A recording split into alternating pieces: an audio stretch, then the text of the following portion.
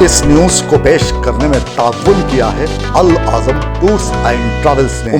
कई बार आप लोगों के सामने यह मैसेज आया होगा कि शहीद आजम भगत सिंह को फांसी हो रही थी और गांधी जी ने कुछ नहीं किया। यह तमाम जो चीज है इसको हमको समझना पड़ेगा। जबकि शहीद आजम भगत सिंह कह रहे हैं कि बम और पिस्तौल इनकलाब नहीं लाता है।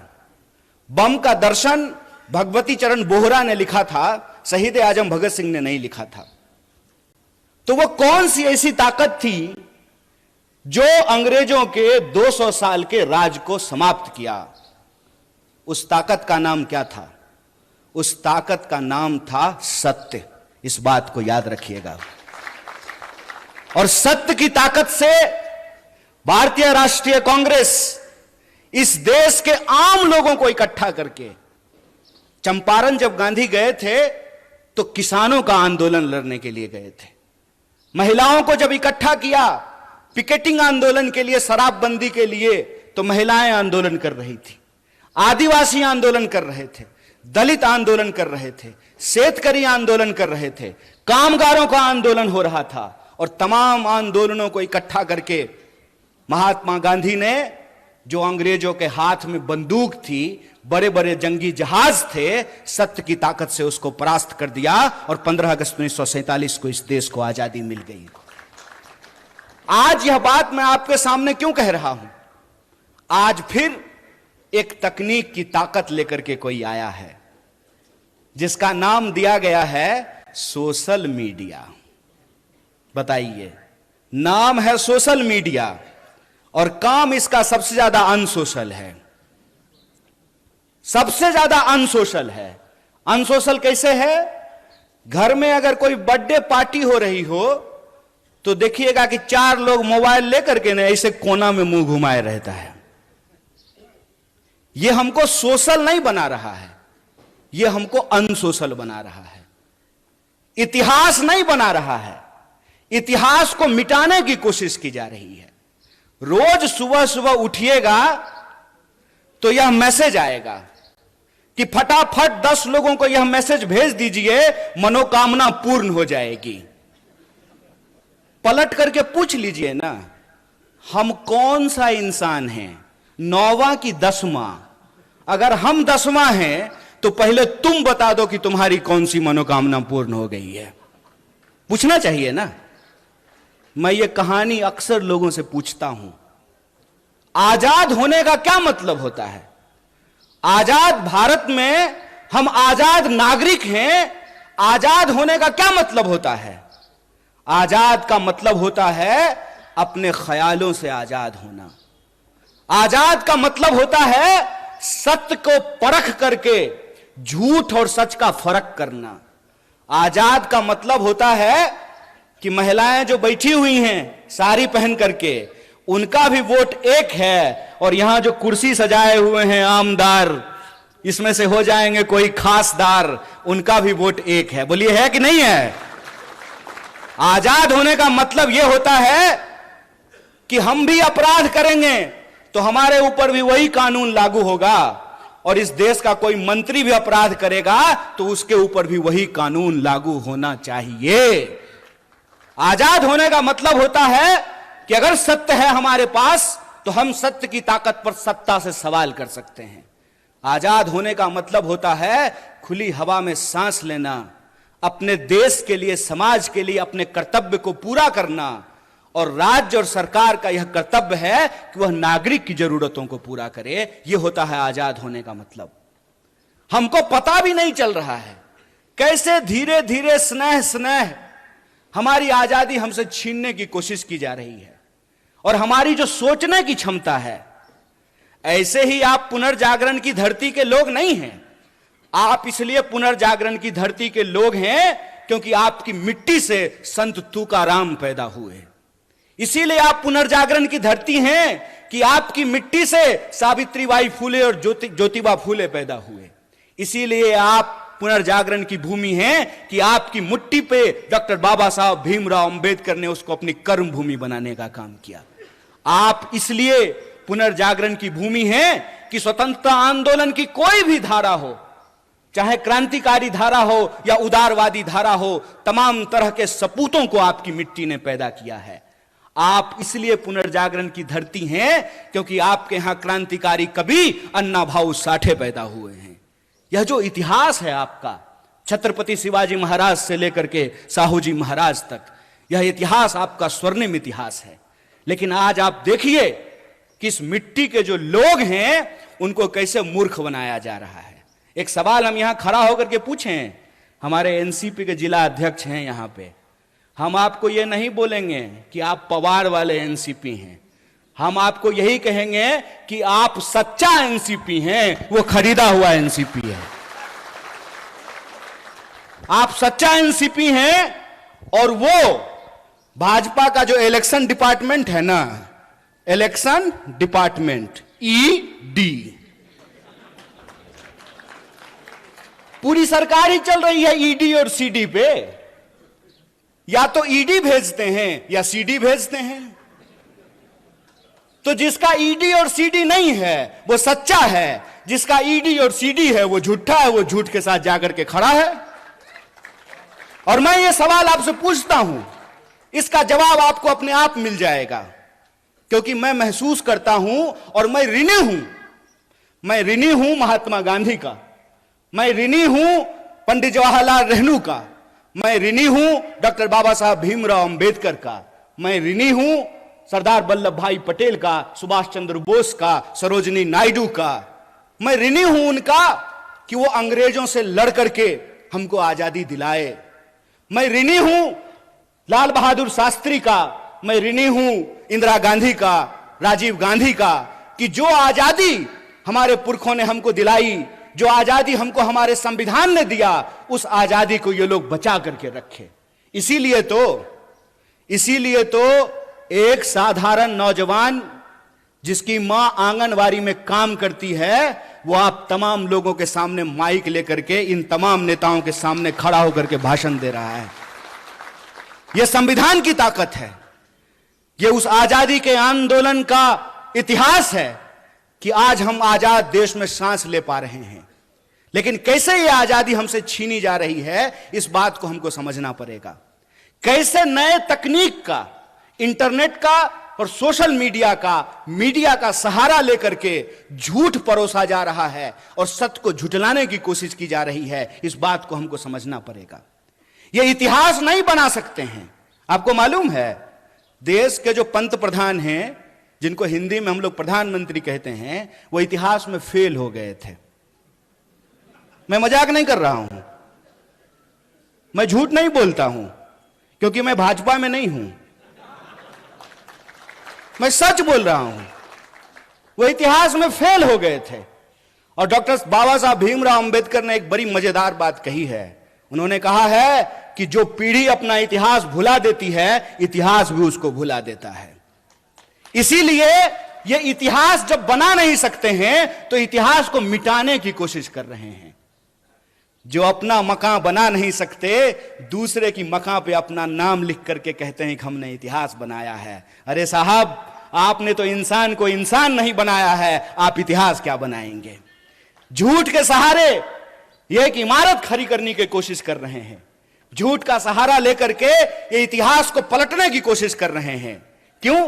क्योंकि इनका इतिहास खराब है, क्योंकि इनका इतिहास इस देश के साथ गद्दारी करने का इतिहास है। इनका इतिहास इस देश के लोग जब अंग्रेजों के खिलाफ लड़ रहे थे तो उनके साथ चाय पर बैठ करके चर्चा करने का इतिहास है।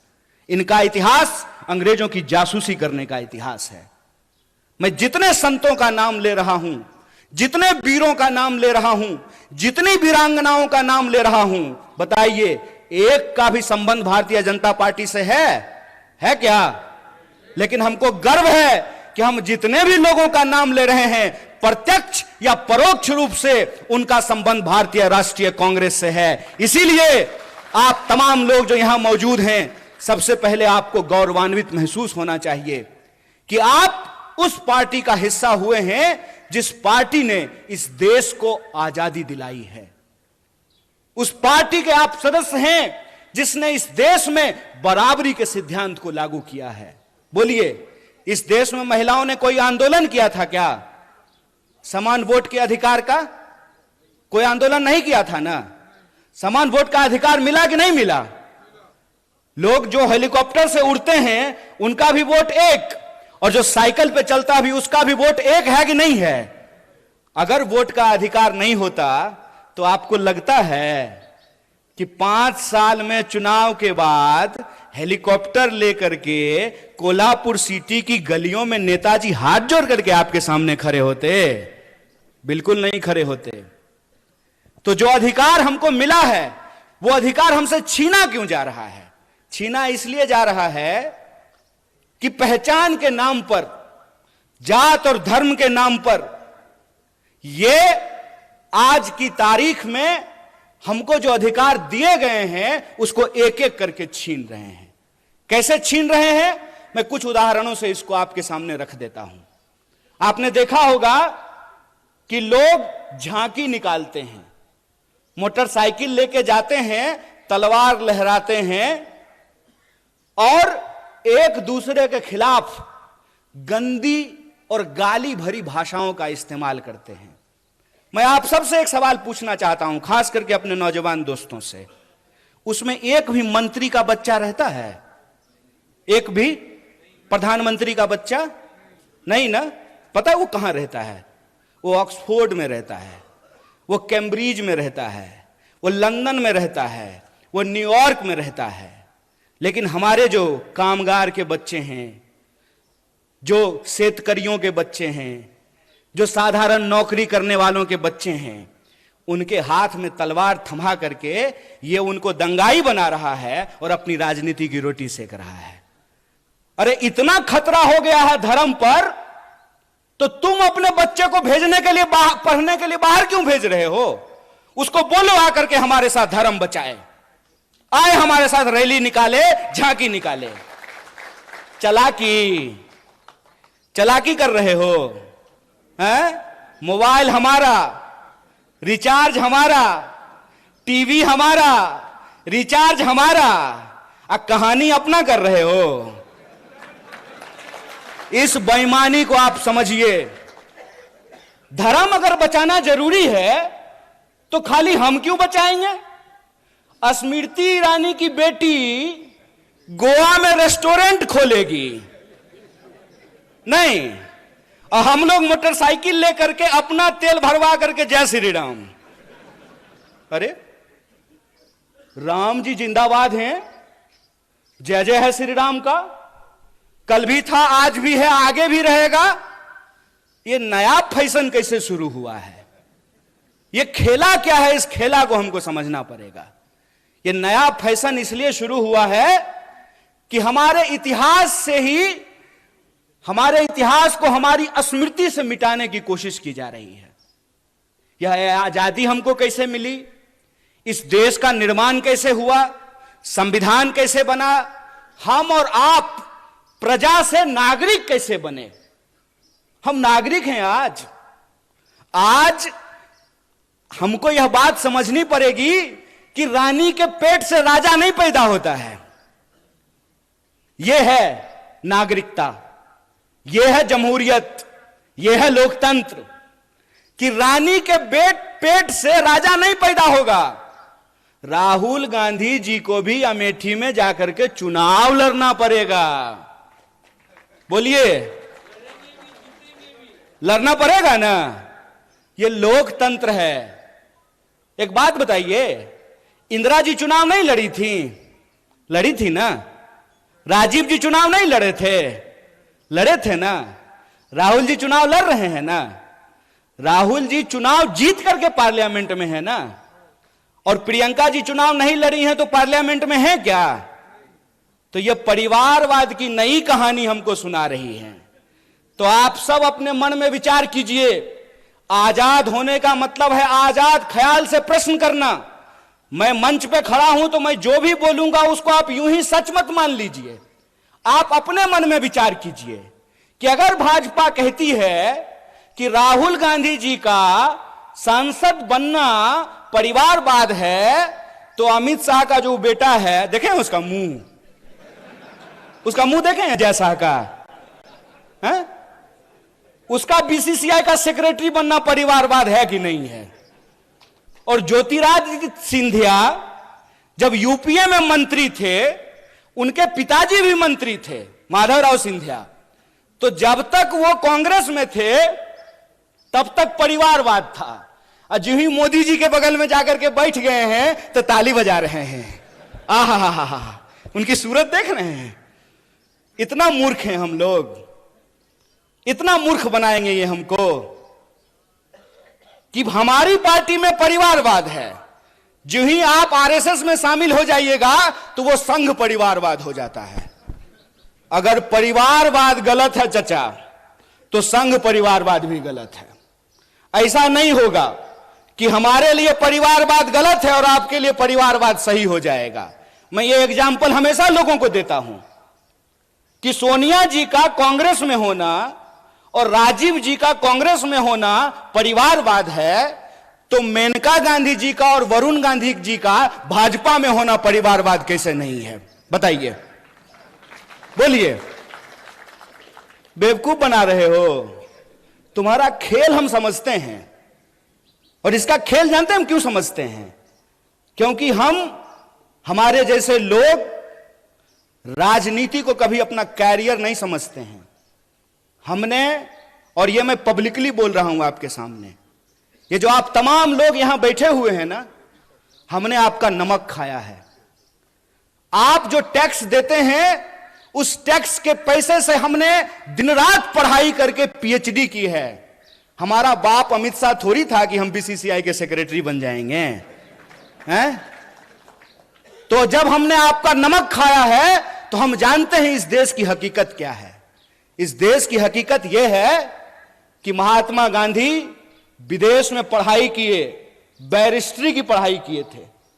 बैरिस्ट्री की पढ़ाई करके वो भारत आए और मोहनदास करमचंद गए बिहार, और बिहार में किसान के आंदोलन में शामिल हुए चंपारण में, और बिहार के किसानों ने करमचंद को महात्मा गांधी बना करके भेज दिया। और वो गांधी सूट खोल दिए देश के लिए। वो भी गुजरात से थे। एक गुजरात के गांधी सूट खोल दिए देश के लिए, एक गुजरात के मोदी 10 लाख का सूट पहन लिए दोस्त के लिए। यही हकीकत है ना। और कहते हैं कि एक गरीब प्रधानमंत्री बन गया है तो आपको अच्छा नहीं लग रहा है। नहीं, बहुत अच्छा लग रहा है। बस हम ये चाहते हैं कि जैसे आप गरीब हैं ना, वैसा ही गरीब इस देश का हर कोई बन जाए। हर कोई वैसा ही गरीब बन जाए कि चढ़ने के लिए उसके पास 8,500 करोड़ का हवाई जहाज हो, 15 करोड़ का कार हो, 10 लाख का सूट हो, 5 लाख का चश्मा हो, 2.5 लाख का कलम हो। हम चाहते हैं कि ऐसी गरीबी पूरे देश को मिल जाए। चोरी, इसको चोरी कहते हैं, इसको बेईमानी भी कहते हैं, इसको कहते हैं आंख में झूठ झोंकना। और ये हमारे आंख में झूठ झोंक रहे हैं। हमको यह बात समझनी पड़ेगी कि आज हमारे मुल्क में हमारी सबसे बड़ी समस्या क्या है, हम किन समस्याओं से जूझ रहे हैं और किस तरीके से हमारा ध्यान भटकाया जाता है। आजकल तो तांगा नहीं चलता है, अब तो तांगा चलना बंद हो गया है। लेकिन पुराना हिंदी सिनेमा देखिएगा ना, तो उसमें अभी भी तांगा है। शोले फिल्म जाके देख लीजिएगा, बसंती का एक तांगा है, धन्नो।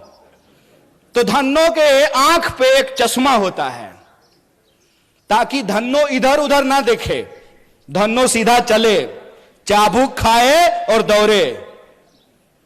ये हमारे साथ वही व्यवहार कर रहे हैं। हमसे टैक्स लेते हैं, टैक्स के पैसे से अपने दोस्त का कर्जा माफ करते हैं।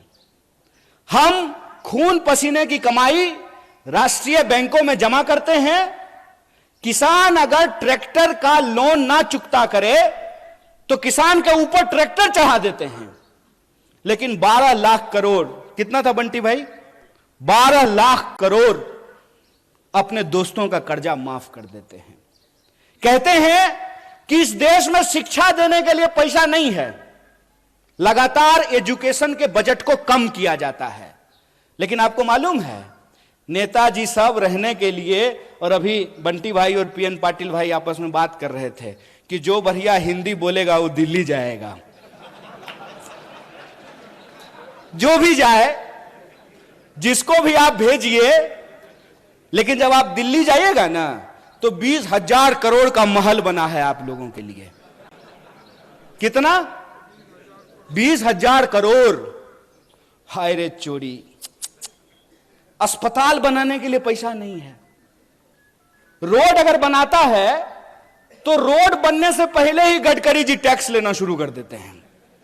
टोल टैक्स लेते हैं कि नहीं लेते हैं? रोड हमने, अच्छा इसको एक खेल समझ लीजिए। कार जब आप खरीदिएगा, हमारे पत्रकार लोग यहां बैठे हुए हैं, आपको तो कम से कम कार होगा ही है। देश की इकोनॉमी 3 ट्रिलियन है, महाराष्ट्र की इकोनॉमी 1 ट्रिलियन है, तो कम से कम महाराष्ट्र के पत्रकारों तो कार जरूर होगा। तो कार जब आप खरीदते हैं तो रोड टैक्स लेता है कि नहीं लेता है? तो एक बार जब कार खरीदेंगे तब रोड टैक्स लेगा, और फिर जितनी बार कार लेकर के रोड पे जाएंगे तो टोल टैक्स लेगा। बोलिए सही है कि गलत है? बोलिए, डरिए मत। कैमरा उधर घुमा दीजिए। बोलिए सही है कि गलत है? गलत है ना? ये कैसा विकास है कि हमारा जो है ना, शरीर से सिरिंज लगा करके खून खींचते रहता है रोज। हर तरह का टैक्स हमारे ऊपर लागू है। नौजवान दोस्त यहां बैठे हुए हैं, आपकी जानकारी के लिए बता दूं, जो यूथ हॉस्टल है, वर्किंग विमेन हॉस्टल है, उस पे भी 12% का जीएसटी लगा दिया गया है। एक शिक्षा पे टैक्स, सड़क पे टैक्स, अस्पताल पे टैक्स, दवाइयों पे टैक्स, हमसे हर चीज पे टैक्स ले रहे हैं। और बदले में क्या कहते हैं? आत्मनिर्भर बनिए। वाह, कितना सुंदर शब्द है, आत्मनिर्भर बनिए। तो एक बात हमको बता दीजिए, सोच के बता दीजिए। जरूरी नहीं है कि हमारी बात मान लीजिए, लेकिन सोचिए जरूर। आजाद भारत के आजाद नागरिक हैं आप, आपका हक है कि आप सोचें, और उसमें भी आप महाराष्ट्र के हैं। आप आज सोचेंगे, भारत उसको कल सोचेगा। इसीलिए आपको जरूर सोचना चाहिए कि अगर सरकारी रोड नहीं होना चाहिए, सरकारी अस्पताल नहीं होना चाहिए, सरकारी स्कूल नहीं होना चाहिए, सब आत्मनिर्भर होना चाहिए, तो सरकारी प्रधानमंत्री भी नहीं होना चाहिए। बोलिए क्या आमदार साहब, बोलिए कि आपको पेंशन मिलेगा? ये जो यहां कांस्टेबल खड़ा है, क्या जी पेंशन मिलता है? तो बोलिए ना, इनको नहीं मिलता है। बोलिए, इसको देखिए और इसको समझिए।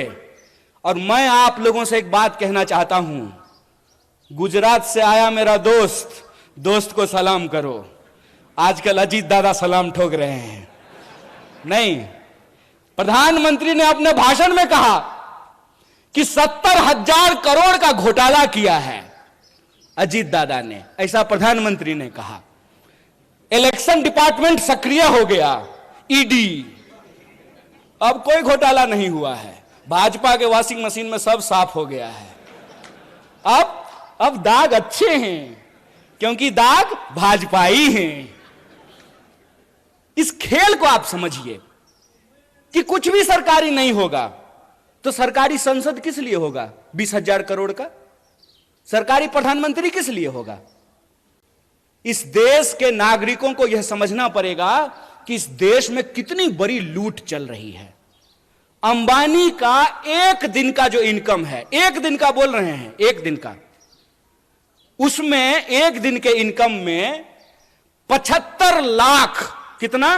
75 लाख मनरेगा के मजदूरों को वेतन दिया जा सकता है। यह खेल हम नहीं समझेंगे। देश की आजादी को 75 साल हो गए हैं, 77वां स्वतंत्रता दिवस मनाया जा रहा है। ऐसा कैसे हो गया भाई कि 2-4 लोग बहुत अमीर हो गए और बाकी जो जनता थी वो जो है हर चीज के लिए तरसने लगी है? पहले क्या बोले थे? पहले बोले थे कि जब प्राइवेटाइजेशन होगा ना तो कंपटीशन होगा, इसीलिए कोऑपरेटिव को समाप्त कर दो। आप बहुत सौभाग्यशाली हैं पीएन पाटिल साहब कि आपका कोऑपरेटिव चल रहा है। क्यों? क्योंकि जया शाह का पप्पा कोऑपरेटिव मंत्री बना है। वो जिस चीज के मंत्री बनते हैं ना, उसका बस जय श्री राम होता है। वो आजकल गृह मंत्री हैं। गृह मंत्री का काम है देश की कानून व्यवस्था को सुरक्षित रखना। मणिपुर में कानून व्यवस्था सुरक्षित था, आप लोगों ने देखा कि नहीं देखा? पुलिस थानों पे हमले हुए, हथियार लूट लिए गए, गोली लूट लिया गया, महिलाओं को निर्वस्त्र करके घुमाया गया। क्यों? क्योंकि गृह मंत्री जी अपनी ड्यूटी पे लगे हुए थे। प्रधानमंत्री 22-22 घंटा काम करते हैं, तब जाकर के देश की यह हालत पहुंची है कि इस देश में 5.5 लाख इंजीनियर हर साल पैदा होते हैं और 1.5 लाख लोगों को भी नौकरी नहीं मिलती है। इसीलिए मैं जो बोलता हूं तथ्य और प्रमाण के साथ बोलता हूं। मैं आपके सामने बोल रहा हूं। प्रधानमंत्री जी ने कहा कि 2022 तक सबको पक्का मकान मिल जाएगा। मिल गया कि नहीं मिल गया? नहीं मिला तो मतलब प्रधानमंत्री झूठ बोल रहे हैं क्या? या तो आप लोग झूठ बोल रहे हैं या प्रधानमंत्री झूठ बोल रहे हैं? कौन झूठ बोल रहा है? प्रधानमंत्री झूठ बोल रहा है। तो हम बोल सकते हैं ना कि भारत का प्रधानमंत्री झूठा है। बोलिए, नंगा को नंगा कहेंगे कि नहीं कहेंगे? झूठा को झूठा कहेंगे कि नहीं कहेंगे? और हम कहेंगे जो झूठ बोलेगा उसको झूठा। और तुम्हारे इलेक्शन डिपार्टमेंट में कितना दम है वो हम देखे हैं। जब आ रहे थे ना कोल्हापुर सिटी से मसाल के पीछे पीछे, तो कोल्हापुर का जेल देखते हुए आए हैं। जगह है कितनी जेल में तेरे, देख लिया है, देखेंगे, देखे हुए हैं। बोलेंगे झूठ। झूठा हो तुमने झूठ बोला है इस देश की जनता से। तुमने झूठ बोला कि हम इस देश के एक एक इंसान के खाते में 15 लाख रुपया पहुंचाएंगे। तुमने झूठ बोला कि हर साल 2 करोड़ नौकरी पैदा की जाएगी। तुमने झूठ बोला कि किसानों की आमदनी दोगुनी की जाएगी। तुमने झूठ बोला कि 2022 तक सबको पक्का मकान मिल जाएगा। तुमने झूठ बोला कि महंगाई को कम करेंगे। तुमने झूठ बोला कि महिलाओं के ऊपर अत्याचार को कम करेंगे। तुम इस देश की जनता से झूठ बोल रहे हो और तुम्हारी ताकत है झूठ बोलना। तो याद रखना कि तुम अगर झूठ के रास्ते पे चल सकते हो, फिर से इस देश को गुलाम बनाने की साजिश रच सकते हो। जिन अंग्रेजों की चापलूसी करते थे, आज उन्हीं दोस्तों के साथ खड़ा होकर के अगर उस देश में तुम कंपनी राज लाना चाहते हो, तो तुमको बता देना चाहते हैं कि हम भी महात्मा गांधी के राह पे चलने वाले लोग हैं। तुम्हारे झूठ का मुकाबला सच से करेंगे और तुम्हारे झूठ को हराएंगे। यह लड़ाई 2 तरह के सोच के बीच की लड़ाई है। एक तरफ वो है जो दिन दहाड़े बिना किसी लाग लपेट के झूठ बोलते हैं। दूसरी तरफ हम तमाम लोगों को एकजुट होना पड़ेगा जो सच बोलते हैं। पहली लड़ाई है झूठ और सच की, दूसरी लड़ाई है डर और साहस की। बताइए, शहीद आजम भगत सिंह 23 साल की उम्र में हंसते हंसते फांसी के फंदे पे झूल गया। झूल गया कि नहीं झूल गया? बटुकेश्वर दत्त, सुखदेव, राजगुरु, चंद्रशेखर आजाद झूल गए कि नहीं झूल गए? और आप जान लीजिए, जितने क्रांतिकारी थे उनका केस अगर कोई लड़ता था तो उस वकील का नाम पंडित जवाहरलाल नेहरू था। इस बात को याद रखिएगा। ये झूठ बोलते हैं, ये झूठ बोलते हैं, हमारे इतिहास को तोड़ने और मरोड़ने की कोशिश करते हैं। तो जो क्रांतिकारियों की परंपरा है जो वीरता के साथ खड़ी होती है, तो एक तरफ अंग्रेजों से माफी मांगने वाले डरपोक लोग हैं, एक तरफ अंग्रेजों की चापलूसी करने वाले, जासूसी करने वाले डरपोक लोग हैं, दूसरी तरफ हम साहसी और बहादुरी लोगों को इकट्ठा होना पड़ेगा। तो दूसरी लड़ाई है साहस और डर का, और तीसरी लड़ाई है कि वो समाज को हमेशा बांटने का काम करते हैं। हमेशा कभी जात के नाम पे बांटेंगे, कभी धर्म के नाम पे बांटेंगे।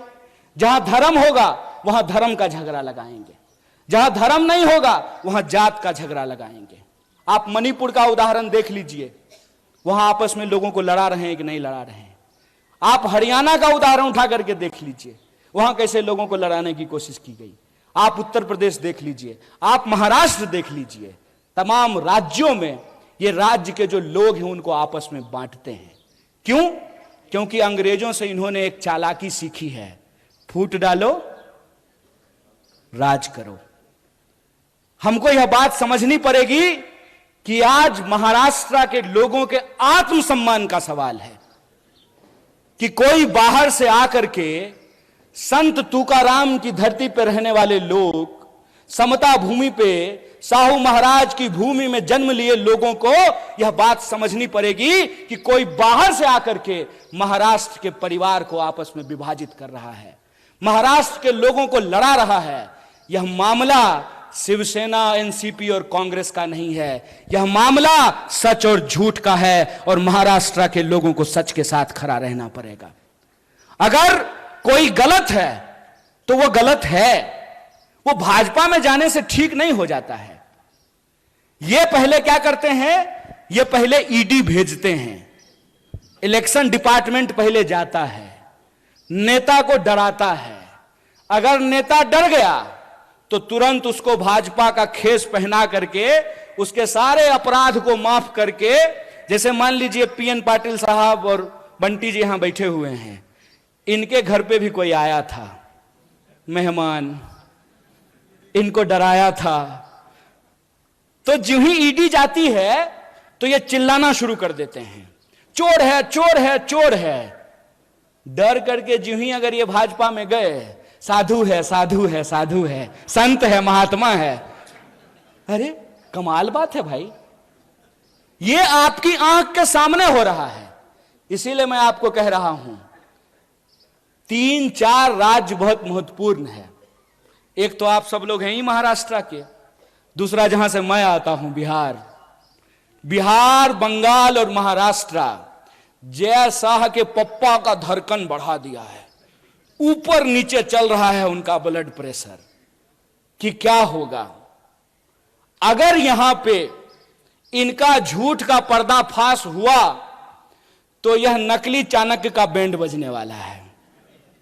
इसीलिए मैं आपको कह रहा हूं कि यह मामला महाविकास अघाड़ी का नहीं है, यह मामला महाराष्ट्र के आम लोगों के आत्मसम्मान का है कि आप किसी को चुन करके, किसी पार्टी का प्रतिनिधि बना करके आप भेजते हैं अपना प्रतिनिधित्व करने के लिए विधानसभा या विधान परिषद या संसद में। उधर से उसका इलेक्शन डिपार्टमेंट आता है, 3-4 बार छापा मारता है। नेताजी अगर डर गए तो भाजपा ही हो लिए, अगर नहीं डरे तो कांग्रेस में रहे। तो आपको यह तय करना पड़ेगा कि इसका मुकाबला किसको करना है, इसका मुकाबला दल को करना है कि इसका मुकाबला देश को करना है। इसका फैसला आपको लेना है। और हमको लगता है कि यह बड़ी साजिश है। यह बड़ी साजिश इसलिए है कि इस देश में विपक्ष को इसलिए खत्म कर देना चाहते हैं ताकि देश के नाम पे जो इनके दोस्त की लूट है उस पर कोई सवाल ना खड़ा कर सके। आप सब में से बहुत सारे लोग यहां जो बैठे हुए हैं, मुझे मालूम है कि आपको व्हाट्सएप पे मेरे लिए भी मैसेज आया होगा। जानते हैं हमको क्या बोलते हैं? टुकड़े टुकड़े गैंग। जब ये बोलते हैं तो खुद ये नहीं सोचते हैं कि ये अपने ही गृह मंत्री को निकम्मा बोल रहे हैं। बोलिए किसकी सरकार है देश में? भाजपा की।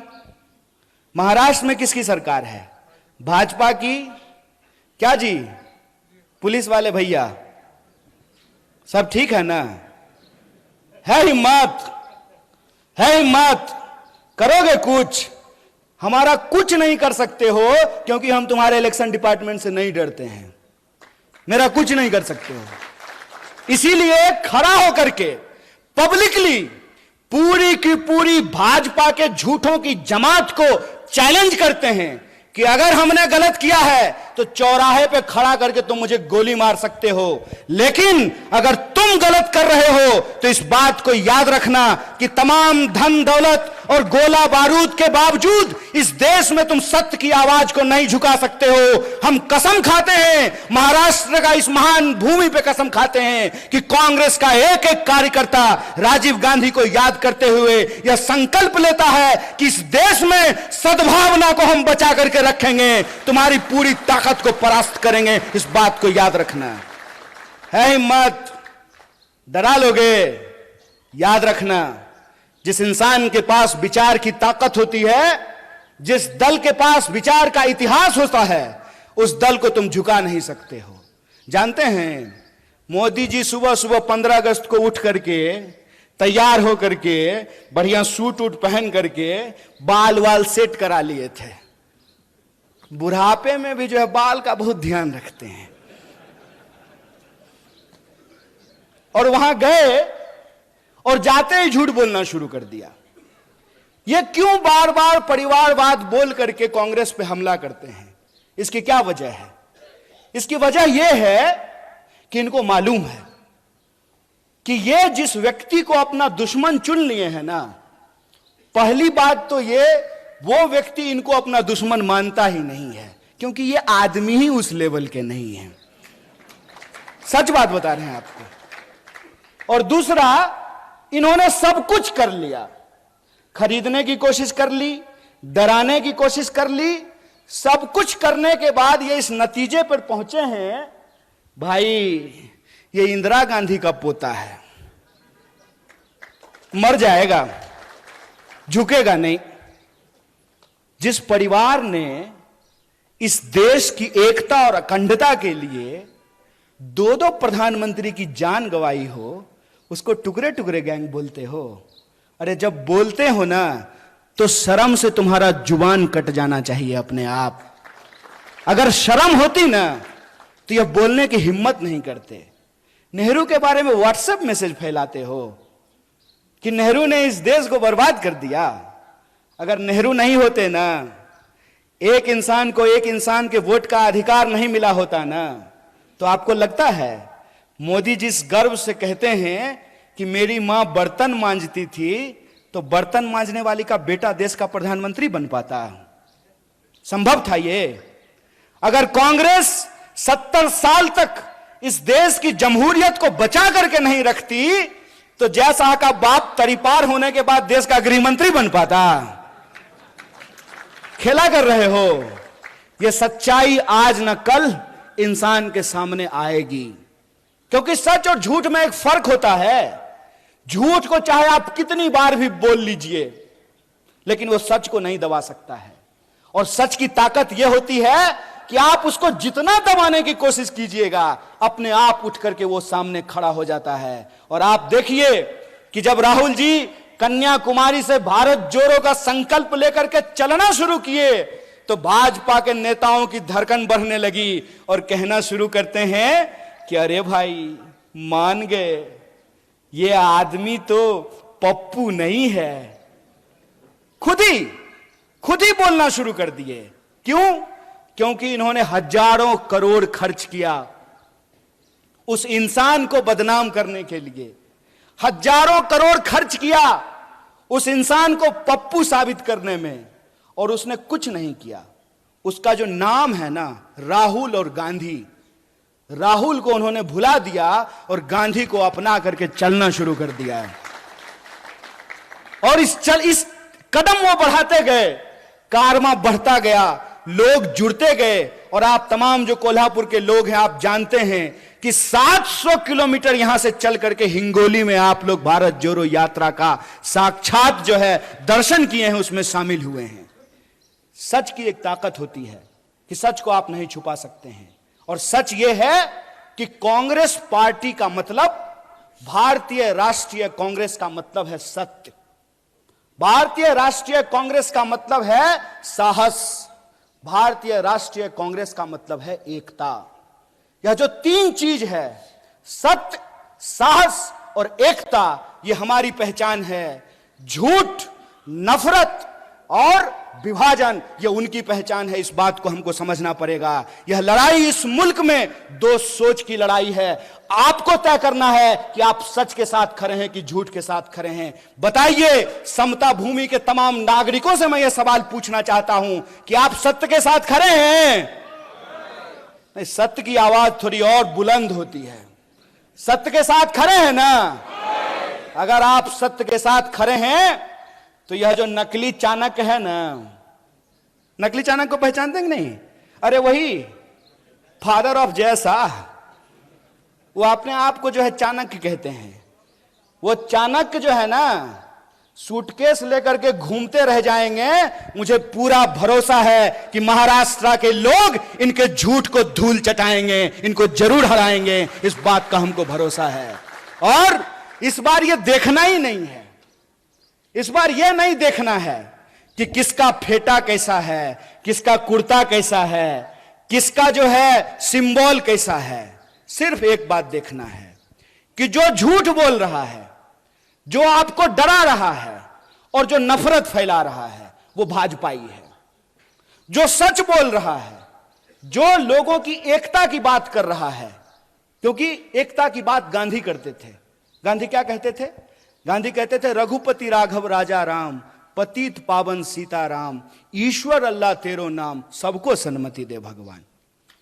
और यह जो सबको सन्मति का जो भाव है, वो सबको सन्मति का भाव सिर्फ गांधी का भाव नहीं है। वही भाव साहू जी महाराज का भाव है, वही भाव संत तुकाराम का भाव है, वही भाव डॉक्टर बाबा साहब भीमराव अंबेडकर का भाव है, वही भाव फूले का भाव है, वही भाव इस देश में नानक का भाव है, कबीर का भाव है। इस देश के भीतर जो त्याग और तपस्या का भाव है, वह भाव है सबको साथ लेकर चलने का भाव। और सबको साथ लेकर चलने की जो भावना है, कोल्हापुर के एक एक नागरिकों को इसके बारे में मालूम है, क्योंकि साहू जी महाराज ने किसी एक जाति के लिए नहीं बल्कि सभी जातियों के लिए छात्रावास का निर्माण कराया था। तो यह जो सबको साथ लेकर चलने का भाव है, यह जो एकता का भाव है, इस भाव को हमको बचाना है। जो प्रेम का भाव है उसको हमको बचाना है। जो सत्य के प्रति हमारी निष्ठा है उसको हमको बचाना है। और यह हमको इसलिए बचाना है कि जो पुरखों ने मिट्टी हमारे हाथ में सौंपी है, जो पुरखों ने संविधान हमारे हाथ में सौंपा है, जो पुरखों ने जमहूरियत और लोकतंत्र हमारे हाथ में सौंपा है, इसको हमको अपनी आने वाली पीढ़ी के लिए सुरक्षित रखना है, ताकि जब हम इस जमहूरियत को बचाएं तो कल को उस जमहूरियत को का इतिहास पढ़ने वाले यह लोग समझ सकें, पढ़ सकें कि देश की आजादी तो 47 में मिल गई, लेकिन उस आजादी को बचाए रखने का आंदोलन भी कांग्रेस पार्टी, भारतीय राष्ट्रीय कांग्रेस के नेतृत्व में चलाया गया। इस आजादी को हमको बचाना है। और जनता के जो मूल सवाल हैं, उनकी कोशिश रहेगी कि वो इधर उधर की बात करेंगे, उनकी कोशिश रहेगी कि इतिहास का झूठ आपके सामने ला करके परोसेंगे, उनकी कोशिश रहेगी कि आपको डराने का कोशिश करेंगे। डर का मैसेज आता है कि नहीं आता है? डर का मैसेज आता होगा कि अब्दुल को 11 भाई बहन है। यह मैसेज आता है कि नहीं आता है? कल को अगर मुसलमान ज्यादा हो गए तो यहां संविधान समाप्त हो जाएगा और शरिया कानून लागू हो जाएगा। ऐसा मैसेज व्हाट्सएप पे आता है कि नहीं आता है? आता है ना? यह डर क्यों फैलाया जाता है? यह डर इसलिए फैलाया जाता है ताकि आप यह ना सोच सकें कि अंबानी की एक दिन की आमदनी में 75 लाख मनरेगा मजदूरों को वेतन दिया जा सकता है, ताकि आप यह ना सोच सकें कि अदानी के सेल कंपनी में 20,000 करोड़ किसके हैं, ताकि आप यह ना सोच सकें कि देश का 99% ठेका एक परिवार को दिया जा रहा है, ताकि आप यह ना सोच सकें कि परिवारवाद इधर गलत है और परिवारवाद उधर सही हो जाता है। अजीत दादा पवार जब महाविकास अघाड़ी में थे तो 75,000 करोड़ का घोटाला करने का आरोप प्रधानमंत्री ने लगाया। जी ही भाजपा में जाकर के शामिल हो गए तो इलेक्शन डिपार्टमेंट लगता है नींद की गोली लेकर के सो गया है, या हो सकता है अजीत दादा के घर का रास्ता भूल गया हो, उसको एड्रेस नहीं मालूम हो। ये जो खेल चल रहा है, इस खेल को हमको समझना पड़ेगा। वो हमको जाति और धर्म में उलझा करके हमारा वोट ले रहे हैं, और जब उनको गद्दी मिल रहे हैं तो अपने बच्चे को पढ़ने के लिए बिलायत भेज रहे हैं और हमारे बच्चों को दंगाई बना रहे हैं। यह सवाल हमारे सामने गंभीर है और इस गंभीरता को हमको समझना पड़ेगा। और जो सद्भावना का संकल्प हमने राजीव जी को याद करते हुए खाई है, उस संकल्प को, उस कसम को हमको पूरा करना पड़ेगा। हम इंतजार नहीं करेंगे। अगर कोई इंसान किसी व्हाट्सएप ग्रुप में झूठ बोल रहा हो, उस झूठ का हमको मुकाबला करना पड़ेगा। किसी चाय की दुकान पे कोई नफरत फैला रहा हो, उस नफरत का हमको मुकाबला करना पड़ेगा। हमारे मोहल्ले में कोई अगर झगड़ा लगाने की कोशिश कर रही हो, उस झगड़े के खिलाफ हमको खड़ा होना पड़ेगा। किसी कमजोर के ऊपर कोई ताकतवर अगर अत्याचार कर रहा हो, तो उस अत्याचार के ऊपर हमको खड़ा होना पड़ेगा। अगर हम ऐसा करते हैं तो मुझे लगता है यही महात्मा गांधी की राह पर चलना है, यही डॉक्टर बाबा साहब भीमराव अंबेडकर के राह पर चलना है। अगर हम ऐसा करने में कामयाब होते हैं, तभी हम राजीव गांधी को सच्ची श्रद्धांजलि दे पाएंगे। जब उनके द्वारा बनाए गए भारत का हम निर्माण कर सकें, उनके द्वारा जो भारत हमारे हाथ में सौंपी गई है उसका हम रक्षा कर सकें, और जो हमारी आने वाली पीढ़ी है उसको बेहतर भारत हम दे करके जा सकें, और हमारी आने वाली पीढ़ी कल को उन्हीं झगड़ों में नहीं उलझे जिन झगड़ों में हमारे पुरखे उलझे रहे हैं। हमको इस देश में दोबारा जात और धर्म का झगड़ा नहीं होने देना है, क्योंकि हमारे देश के संविधान की प्रस्तावना में यह लिखा हुआ है कि हम भारत के लोग हैं, और हम भारत के लोग हैं तो हम भारत के चाहे किसी भी हिस्से में रहे हो, इस मिट्टी से हमको प्यार है और इस मिट्टी को हमको हर हाल में